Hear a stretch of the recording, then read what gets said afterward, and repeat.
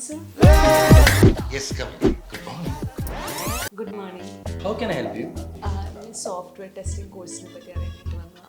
Okay, you have come to the right place. ഞങ്ങൾ software testing course മാത്രമേ ചെയ്യാറുള്ളൂ and we are specialized on that. പക്ഷെ coding വലിയ പിടിയില്ല.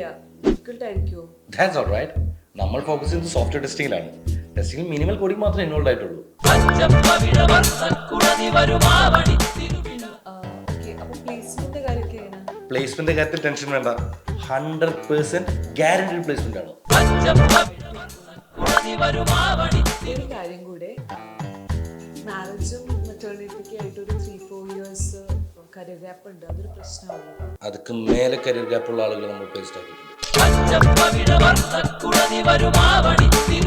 അഡ്മിഷൻ ഇപ്പോൾ നടക്കുന്നുണ്ടോ? ഓക്കെയാണ്, പക്ഷെ നാളെ വരാം. ഷുവർ.